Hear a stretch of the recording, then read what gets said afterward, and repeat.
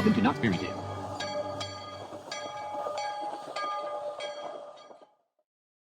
Okay, so my first order of business is to move this rocket ship place because it's squeaky.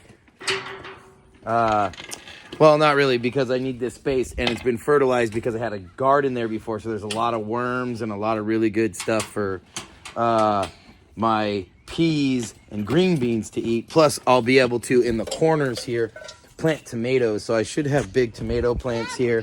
Then I'll have this tee-pea up the middle, but speaking of that, let's get going on moving some of this stuff out of the way. Okay, so that was enough of that unpleasant digging.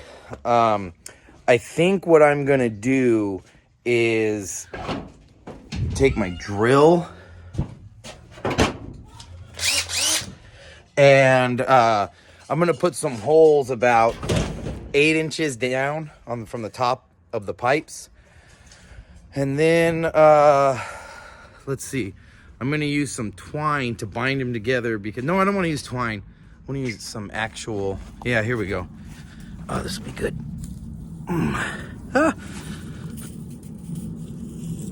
And yes, that's a wacky soapbox razor. Don't judge me.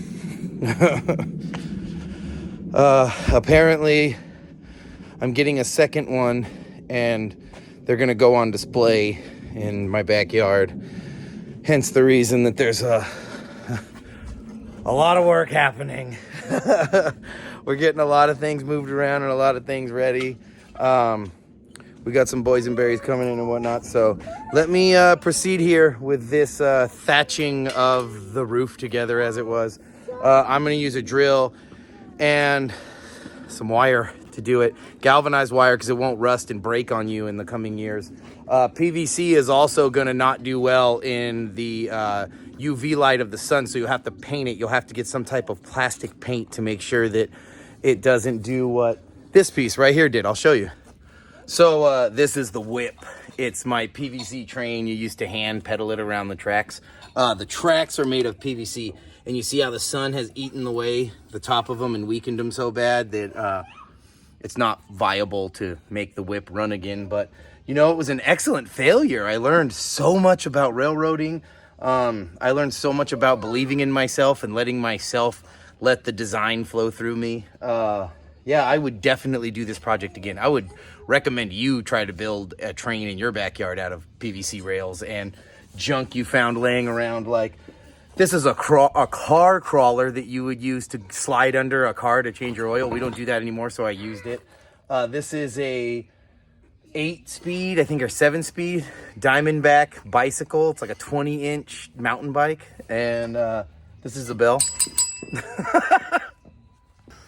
Okay, so because of all the pushing and pulling, I have basically snapped the wire. I ran through it. So I'm realizing that I need another one on the outside. And it's also got me to thinking that there was people in this country for hundreds of years that mobbed around doing this, like every night, setting this thing up, taking it down in the morning, dragging behind the horse. And it's fascinating how hard it is with the help of modern technology. And I mean, I got like 2 little kids help me, but I mean, let's be honest, you've seen the video, they're no help.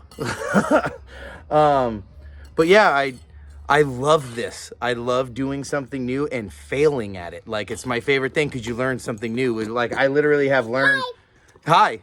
I haven't learned the tensile strength of this cable or this wire I've ran through here, but now I definitely know it ain't too good. But, oh well. If I had more First Nation friends, I guess I would have got better tips. But, you know, internet, you failed me. Okay, so I have a lot more faith in this working out. I've got this wrapped, and then there's also the pre-drilled wire, so everything stays at the same height. And also, the wire has this little loop here that's going to stop this from sliding back down. I really like that. So, here comes the Benny Hill.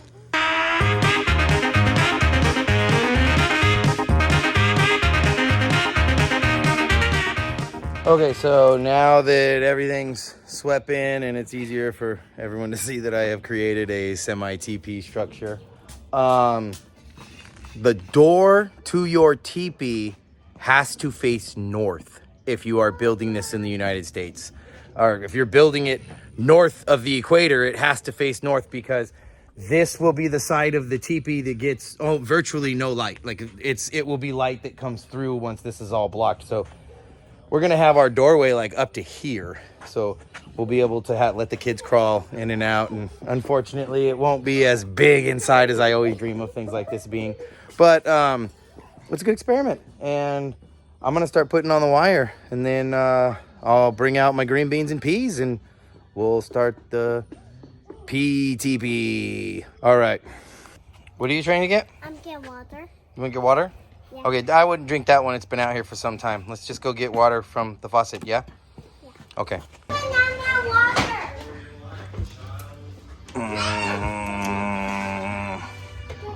That one banana and water. A banana and water? Yeah. Yeah.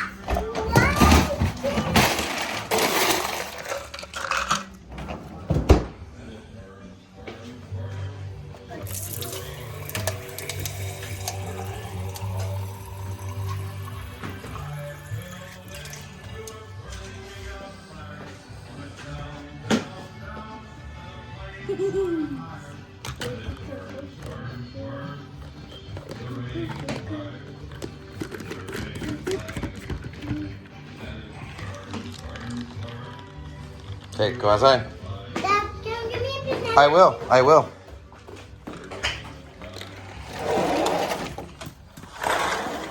Here you go. Here you go. Hey, you say thank you?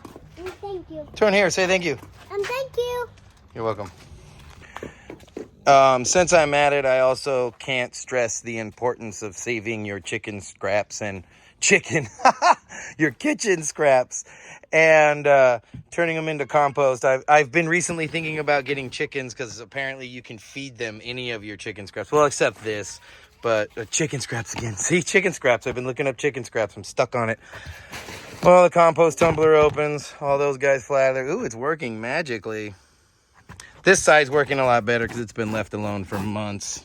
So it's almost ready to be dirt. And then I just take this stuff and let it go in. And then I'll spin it around. Yes, I made orange juice.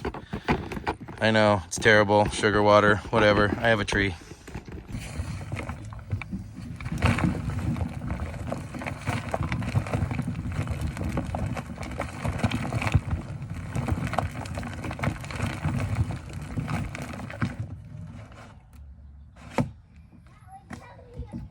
So something that's going to be very difficult to find a video on, which I struggled for a year, maybe longer, trying to figure out that the reason you have a 2-chamber compost is because, see, both these were yellow, so it made no sense. So I painted this one green so we can add from our kitchen to this while this is spinning. And this is almost ready to come out, and this one's almost full. So once this dumps out and I can put it all over the plants I'm going to plant in the spring, probably in a few weeks here, then I can turn the green lid to here and the yellow lid to here, so I'll know not to add to it unless it starts stinking. Then I'll add some like paper to it because the carbon from the paper absorbs that smell and stops the stink from happening. But we had such a huge harvest of oranges and a lot of stuff around here that was going to go bad that I had to start a compost heap, and that's basically a box full of a bunch of stuff that's decomposing. You turn this, so you can either leave it, is what I've been told, but I don't like to take that method. So I just turn it every week or so, maybe every other week. It doesn't seem to do much, and usually every time you turn it, there's good dirt in the middle of it, some compost ready to go. But yeah, take on some backyard farming. This stuff is fun. Do you think we should clean up back here? Is this too messy? Hey, don't you think we should clean up? It's too messy? It's messy in there. It's messy in there? Yeah. Do you want to clean up first? And we can take our sweaters off because it's getting warm? Yeah. Okay, let's do it. Okay, so now it's time to wire this up and try to see if I can get the kids to clean this backyard up. Hey! Cut that out. Don't do that. You're making the dogs go crazy. Stop that. Go down your slide. Go down your slide. Don't you think it's time to clean up? Huh? Oh, parenting. So this is the kind of wire I'm using. It's a 16 gauge galvanized wire. It can really be made by anybody. This is just the brand that my local hardware store had. So yeah, I got about 200 feet of it. I know I don't need that much, but once you're done wrapping it all, you'll have to run wires from the top down, supporting all the wires you wrapped around, or else they'll just sag down as they start to get heavy from the beans and the everything growing on them in time. But yeah, we got an entrance. It's probably hard to make out, but this is where you can get in.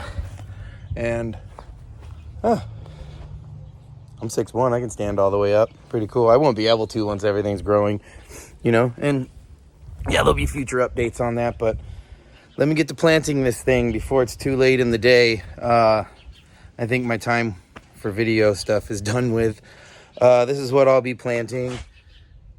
These are peas and these are green beans. See, look, they're already too much. They want to go already. So I just got to pop them out of here. And yeah, these are all started from seed that I saved from last year. So pretty soon here, I'm going to be packaging up seed and selling it because I know it can grow in this climate. So it'll be easier on everybody that lives around here and lives around Knott's Berry Farm to grow things because I'll start the seeds here.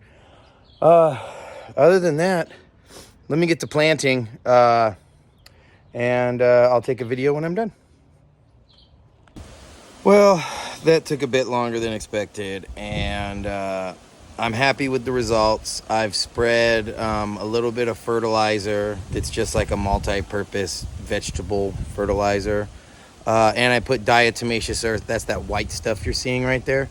That's food grade, which I don't know if that makes a difference or not, but it's basically ground up seashells from like the floor of the ocean. And when you dry it out and put it out in powder form like that, it's like little razor blades to bugs. So the bugs that could come in the first few days and devastate what you just planted, they can't come because they step right on that and go, ooh, never mind. And I don't know, it's just a little added protection. I don't know if it's really true that it works. It's tended to work on things that I've put it on, but it has no use against gophers and other things. You know, like a moth lands on it and then it plants eggs and then the eggs hatch and then they just devastate everything. So, you know, it's a constant battle, but it's fun. And in the end of it, it tastes really good. I mean, most people just say they don't have time. Well, maybe stop watching videos and go make time. That's probably pretty rude.